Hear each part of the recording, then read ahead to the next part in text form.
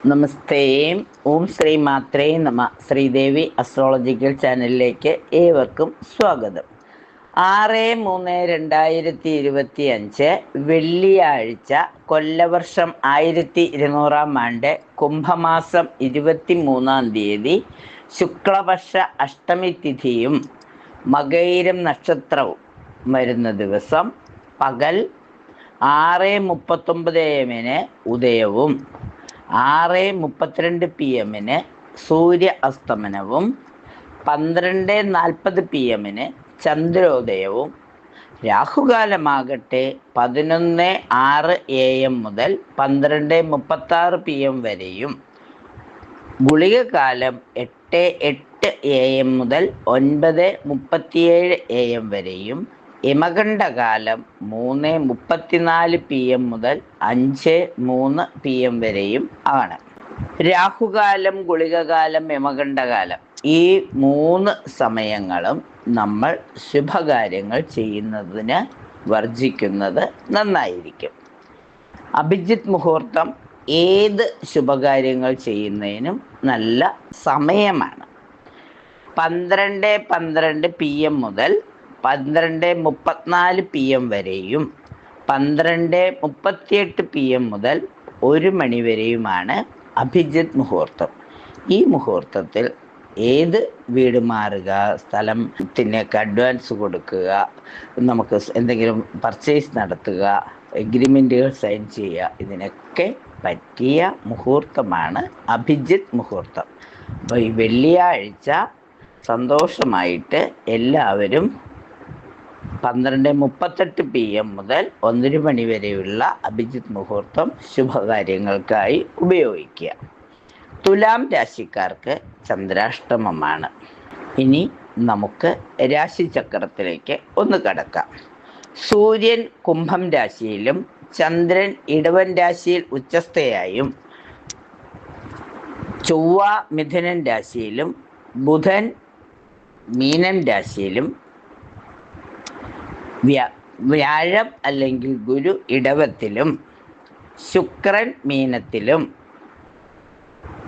മന്ദൻ കുംഭത്തിലും സർപ്പി മീനത്തിലും ആയതിനാൽ രാശിചക്രത്തിൻ്റെ ആ സ്ഥിതി അനുസരിച്ച് കൊണ്ട് കുംഭത്തിൽ നിൽക്കുന്ന സൂര്യൻ, ഇടവത്തിൽ നിൽക്കുന്ന ചന്ദ്രൻ, മിഥുനത്തിൽ നിൽക്കുന്ന ചൊവ്വ, അതുപോലെ തന്നെ മീനത്തിൽ നിൽക്കുന്ന ബുധൻ, ഇടവത്തിൽ നിൽക്കുന്ന ഗുരു, മീനത്തിൽ നിൽക്കുന്ന ശുക്രൻ, കുംഭത്തിൽ നിൽക്കുന്ന മന്ദൻ, അതുപോലെ രാഹു മീനത്തിലും കേതു കന്നിയിലുമായി യാത്ര തുടരുമ്പോൾ 27 നക്ഷത്രക്കാർക്കും എന്തെല്ലാം ഗുണഫലങ്ങളാണ് ഉണ്ടാകുന്നത് എന്ന് നമുക്ക് പരിശോധിക്കാം.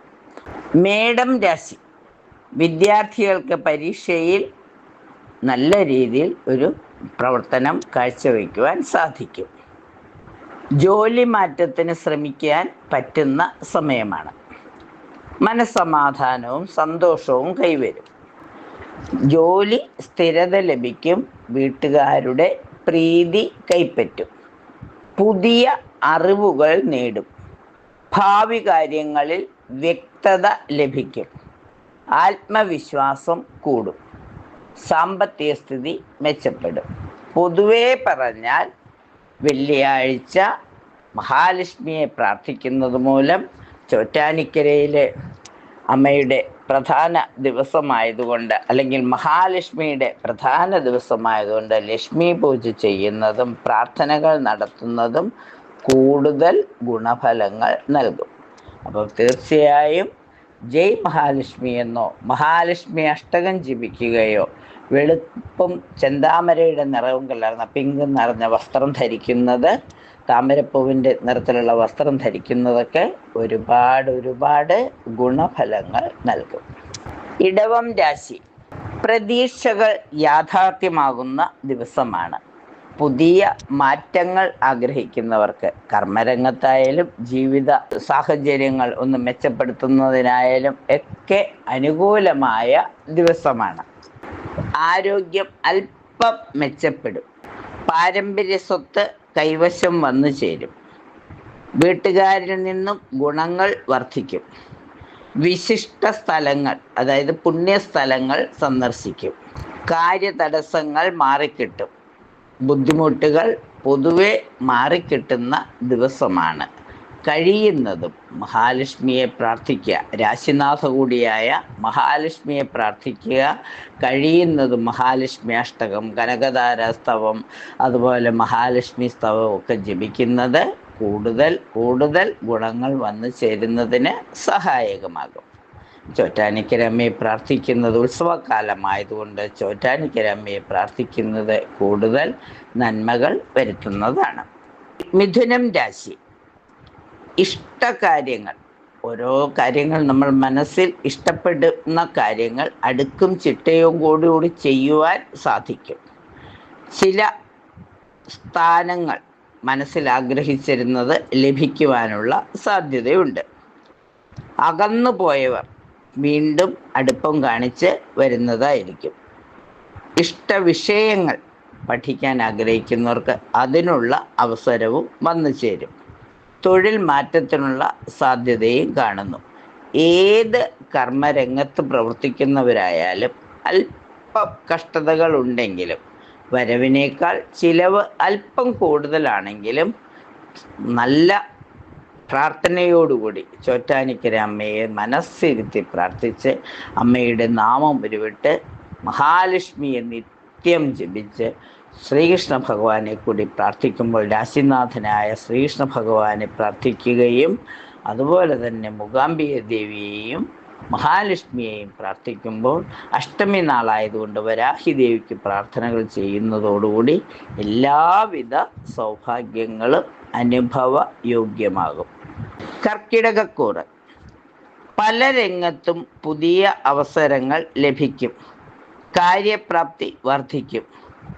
തൊഴിൽ മാറ്റം അനുകൂലമായി വരും. വീട്ടുകാര്യങ്ങൾ വളരെ ചിട്ടയോടെ ചെയ്യുവാൻ സാധിക്കും.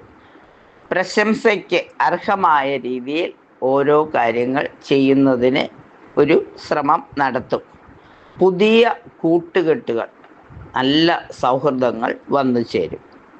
സ്ഥലങ്ങൾ വാങ്ങാനും വിൽക്കാനും പറ്റിയ സമയമാണ്.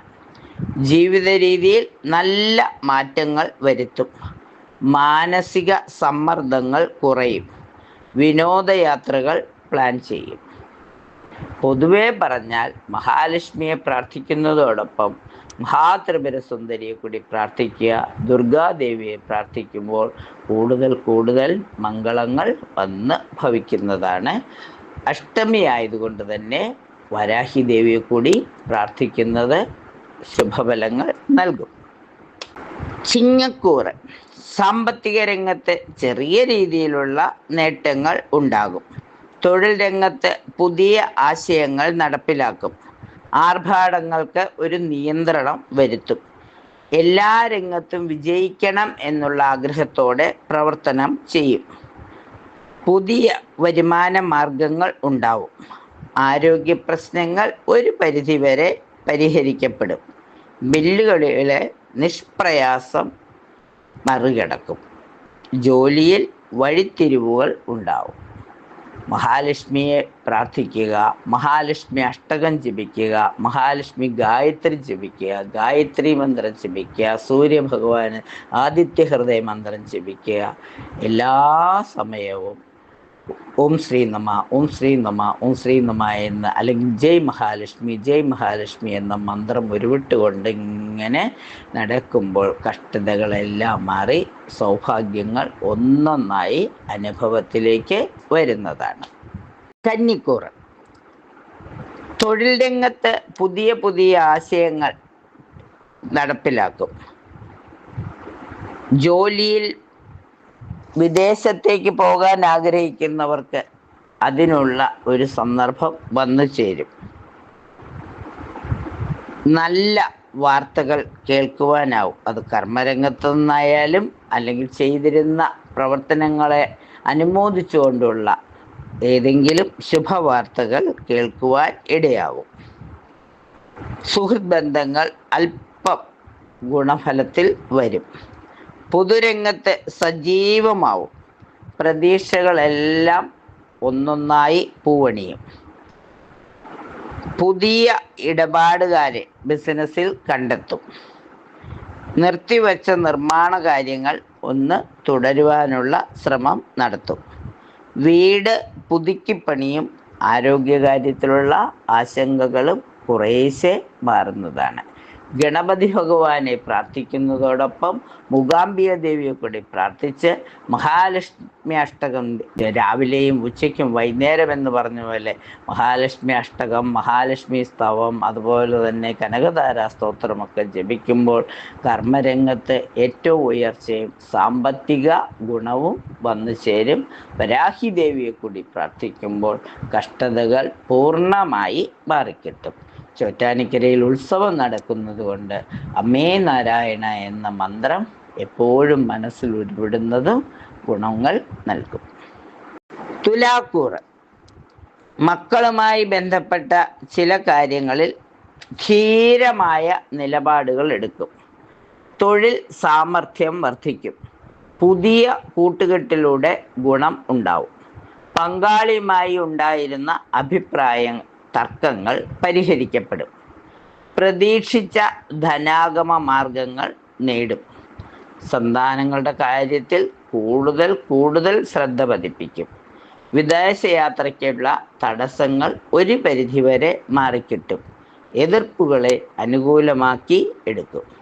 പൊതുവെ ഒരു ശുഭ ദിവസമാണ് തുലാം രാശിക്കാർക്ക്.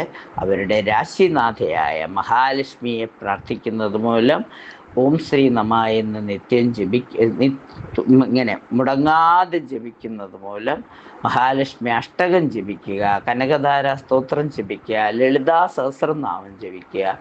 അങ്ങനെ സമയം പോലെ അവനവൻ്റെ പ്രാർത്ഥനകൾ തുടരുന്നതോടൊപ്പം ചോറ്റാനിക്കര അമ്മയെ കൂടി ഒന്ന് സ്മരിക്കുമ്പോൾ എല്ലാം അടഞ്ഞ വഴികളെല്ലാം തുറന്ന് സന്തോഷവും സമാധാനവും സമ്പത്തും വന്നു ചേരും. വരാഹി ദേവിയെ കൂടി പ്രാർത്ഥിക്കുന്നത് വെള്ളിയാഴ്ചയും അഷ്ടമി ദിവസവുമായതുകൊണ്ട് കൂടുതൽ മംഗളങ്ങൾ ഭവിക്കും. അതിന് സഹായകമാകും. വൃശ്ചികക്കൂറ് എന്ന് പറയുമ്പോൾ വീട്ടിൽ മംഗളകാര്യങ്ങൾക്കുള്ള, അതായത് കണ്ടകശനിക്കാലമായാലും എന്തെങ്കിലുമൊക്കെ ഒരു ചോറൂണോ അല്ലെങ്കിൽ ഒരു കുട്ടികളുടെ പിറന്നാളോ അല്ലെങ്കിൽ മുതിർന്നവരുടെ പിറന്നാളോ എന്തെങ്കിലും ഒരു മംഗളകാര്യങ്ങൾ നടക്കുവാനുള്ള സാധ്യതയുണ്ട്. എല്ലാവരും കൂടി ചേർന്നിരുന്നുകൊണ്ട് ഒരു കുടുംബ യോഗം കൂടുന്നതിനും യോഗം കാണുന്നുണ്ട്. അതുപോലെ തന്നെ കഴിയുന്നത് പുതിയ വ്യവസായ പദ്ധതികളെക്കുറിച്ച് ഒരു ആലോചനയൊക്കെ ഉണ്ടാകും. കാര്യങ്ങളിൽ ഉറച്ചു നിന്ന് ജീവിതം മുന്നോട്ട് കൊണ്ടുപോകും. ജീവിത നിലവാരം ഒരുവിധം മെച്ചപ്പെടും. നല്ല പഠന സാഹചര്യങ്ങൾ വന്നു ചേരും. പഴയ സുഹൃത്തുക്കളുമായി അല്പം അഭിപ്രായ വ്യത്യാസത്തിലിരുന്നവരുമായി പുതിയ ചങ്ങാത്തം ഉണ്ടാവും. തൊഴിൽ രംഗത്ത് അല്പസ്വല്പം സമാധാനം വരികയും കുറച്ച് സാമ്പത്തിക ഉയർച്ച ഉണ്ടാവുകയും ചെയ്യും. രാശിനാഥയായ ഭദ്രകാളി അമ്മയെ പ്രാർത്ഥിക്കുന്നതോടൊപ്പം കൊടുങ്ങല്ലൂർ പോലെയുള്ള ചോറ്റാനിക്കര കൊടുങ്ങല്ലൂർ പോലെയുള്ള ക്ഷേത്രങ്ങളിൽ ദർശനം നടത്തി പ്രാർത്ഥിക്കുന്നത്, മഹാലക്ഷ്മിക്ക് നെയ്വിളക്ക് തെളിക്കുന്നത്, കുടുംബ പരദേവതയെ പ്രാർത്ഥിക്കുന്നത്, അതുപോലെ തന്നെ വിഷ്ണുമായ സ്വാമിയെയും ഹനുമാൻ സ്വാമിയെയും കഴിയുന്നതും വരാഹി ദേവിയെ കൂടി പ്രാർത്ഥിച്ചാൽ ഒരുപാട് കാര്യങ്ങൾ, മനസ്സിലെ ആഗ്രഹങ്ങൾ ഒന്നൊന്നായി സാധിക്കുന്നതിന് പ്രാർത്ഥനകൾ കൊണ്ട് സാധിക്കും. ചോറ്റാനിക്കരയിൽ ഉത്സവം നടക്കുന്നത് കൊണ്ട് അമ്മയുടെ മേൽക്കാവിലമ്മയും കീഴ്ക്കാവിലമ്മയും മനസ്സിൽ കണ്ടുകൊണ്ട് അമ്മേ നാരായണൻ ജപിക്കുന്നത് എല്ലാ സൗഭാഗ്യങ്ങൾക്കും വഴിതെളിക്കും. ധനുക്കൂറുകാരെ സംബന്ധിച്ചിടത്തോളം പല രംഗത്തും പുതിയ അറിവുകൾ നേടുന്നതിനുള്ള ഒരു സമയമാണ്. തൊഴിൽ രംഗത്ത് ചെറിയ രീതിയിലുള്ള മികവ് ഉണ്ടാകും. വലിയ ആഗ്രഹങ്ങൾ നടപ്പിലാക്കുവാനുള്ള ഒരു ശ്രമം നടത്തും. മംഗള കർമ്മങ്ങളിൽ പങ്കെടുക്കും. തൊഴിലധിഷ്ഠിതമായ കോഴ്സുകൾക്ക് അതിൽ ചേരുന്നതിനുള്ള ഒരു ആലോചന നടത്തും. പ്രതീക്ഷിക്കാത്ത ആനുകൂല്യങ്ങൾ വന്നു ചേരും. അതിനുള്ള നല്ല അവസരങ്ങളും ഉണ്ടാകും. കുടുംബാംഗങ്ങളുടെ ആഗ്രഹങ്ങൾ സഫലീകരിക്കുന്നതിന് ശ്രമം നടത്തും. ശാരീരിക വിഷമതകൾ മാറും. ഭാവി കാര്യങ്ങളിൽ വ്യക്തമായ ഒരു കാഴ്ചപ്പാട് അല്ലെങ്കിൽ ഒരു രൂപരേഖ തയ്യാറാക്കും. മഹാലക്ഷ്മിയെ പ്രാർത്ഥിക്കുന്നതോടൊപ്പം വരാഹി ദേവിയെ കൂടി പ്രാർത്ഥിക്കുമ്പോൾ ചോറ്റാനിക്കര മേൽക്കാവിലമ്മയെയും കീഴ്ക്കാവിലമ്മയെയും പ്രാർത്ഥിക്കുന്നതോടൊപ്പം എല്ലാം മംഗളമായി ഭവിക്കും. ഓം നമോ ഭഗവതേ വാസുദേവായ എന്ന് ഒരു 11 പ്രാവശ്യമെങ്കിലും രാശിനാഥനായ മഹാവിഷ്ണുവിനെ മനസ്സിൽ കണ്ട് പ്രാർത്ഥിക്കുന്നത് എല്ലാ നന്മകൾക്കും ഇടയാകും. മകരക്കൂറ് വിശിഷ്ട സദസ്സുകളിൽ പങ്കാളിയാവും. മക്കളുടെ ഭാവി കാര്യത്തിൽ തീരുമാനമെടുക്കാനാവും. തൊഴിൽപരമായ പ്രയാസങ്ങൾ ഒരു പരിധിവരെ മാറും. പൊതുവെ എല്ലാ കാര്യങ്ങളും അനുകൂലമായി തീരുന്നതിനുള്ള സാധ്യതയുണ്ട്. ശാരീരിക വൈകല്യങ്ങൾ അല്ലെങ്കിൽ ശാരീരിക അസ്വാസ്ഥ്യങ്ങൾ ഒരു പരിധിവരെ മാറിക്കിട്ടും. ഹനുമാൻ സ്വാമിയെ പ്രാർത്ഥിക്കുന്നത്, വിഷ്ണുമായ സ്വാമിയെ പ്രാർത്ഥിക്കുന്നത്, വരാഹി ദേവിക്ക് പൂജ ചെയ്യുന്നത്, മഹാലക്ഷ്മി അഷ്ടകം ജപിക്കുന്നത്, ലളിതാ സഹസ്രനാമം പാരായണം ചെയ്യുന്നതൊക്കെ ചെയ്യുന്നതോടുകൂടി വരാനിരിക്കുന്ന കഷ്ടതകളെ മാറ്റുന്നതിനും ചെറിയ ചെറിയ കാര്യസാധ്യയ്ക്കും നാമജപം വഴിതെളിക്കുന്നതാണ്. കുംഭം രാശി വീട് പുതുക്കി പണിയുന്നതിനുള്ള ഒരു ശ്രമം നടത്തും. തൊഴിൽ സ്ഥലത്ത് അംഗീകാരം ലഭിക്കും. ജോലിസ്ഥലത്ത് നേതൃസ്ഥാനത്തിനായി ആഗ്രഹിക്കും. വീട്ടുപകരണങ്ങൾ വാങ്ങും. ആരോഗ്യം മെച്ചപ്പെടും. പതിവിലധികം യാത്രകൾ വേണ്ടി വന്നേക്കാം. നല്ല സാമൂഹിക ബന്ധങ്ങൾ ഉണ്ടാവും. ഉല്ലാസ യാത്രകൾക്കുള്ള ഒരു ആലോചനയും നടത്തും. മഹാലക്ഷ്മിയെ പ്രാർത്ഥിക്കുന്നതോടൊപ്പം വിഷ്ണുമായ സ്വാമിയെയും ധർമ്മശാസ്താവിനെയും പ്രാർത്ഥിക്കുകയും കുടുംബ പരദേവതയ്ക്ക് ദീപം തെളിച്ച് പ്രാർത്ഥിക്കുകയും മഹാലക്ഷ്മിക്ക് നെയ്വിളക്ക് തെളിച്ച് മഹാലക്ഷ്മി അഷ്ടകം ജപിക്കുന്നതും എല്ലാവിധ കർമ്മ തടസ്സങ്ങളും മാറുന്നതിന് സഹായകമാകും. മീനം രാശി സർക്കാർ സഹായങ്ങൾ ലഭിക്കും. തൊഴിൽപരമായ സന്തോഷം ഉണ്ടാവും. ചെലവുകൾ നിയന്ത്രിക്കും. പ്രിയജനങ്ങളിൽ നിന്ന് ഗുണമുണ്ടാകും. കലാ കായിക രംഗത്ത് പ്രവർത്തിക്കുന്നവർക്ക് അംഗീകാരങ്ങൾ ലഭിക്കും. പല രംഗത്തും അവസരോചിതമായി പ്രവർത്തിച്ച് വിജയം കൈവരിക്കും. സമൂഹത്തിൽ നല്ല അഭിപ്രായങ്ങൾ നേടിയെടുക്കുവാൻ ഇടയാകും. പൊതുവെ മഹാലക്ഷ്മി അഷ്ടകം ജപിക്കുക, ചോറ്റാനിക്കര മേൽക്കാവിലമ്മയും കീഴ്ക്കാവിലമ്മയും പ്രാർത്ഥിക്കുക, രാശിനാഥനായ മഹാവിഷ്ണുവിനെ ഓം നമോ ഭഗവതേ വാസുദേവായ എന്ന് ജപിക്കുന്നത്, ഓം ശ്രീ നമ ഓം ശ്രീ നമ ഓം ശ്രീ നമ എന്ന മഹാലക്ഷ്മിയുടെ മൂലമന്ത്രം ജപിക്കുന്നത്, ദുർഗാദേവിയെ പ്രാർത്ഥിക്കുന്നത് എല്ലാം കർമ്മ തടസ്സങ്ങൾ ഒഴിവായി ചോറ്റാനിക്കര അമ്മയുടെ അനുഗ്രഹത്താൽ എല്ലാം മംഗളമായി ഭവിക്കുന്നതാണ്. 27 നക്ഷത്രങ്ങളിലുള്ളവർക്ക്, അതായത് 12 രാശിക്കാർക്കും ഈ ചോറ്റാനിക്കര അമ്മയുടെ ഉത്സവകാലത്ത് എല്ലാവിധ മംഗളങ്ങളും വന്നു ചേരുന്നതിന് അമ്മേ നാരായണ എന്ന സ്തുതി എല്ലാവരും മുടങ്ങാതെ ജപിക്കുമ്പോൾ എല്ലാ നന്മകളും ഈ വെള്ളിയാഴ്ച ദിവസം അനുഭവത്തിൽ വരുന്നതാണ്. എല്ലാവർക്കും എല്ലാ നന്മകളും അനുഭവയോഗ്യമാവട്ടെ എന്ന് പ്രാർത്ഥിച്ചുകൊണ്ട് നിർത്തുന്നു. നന്ദി, നമസ്കാരം.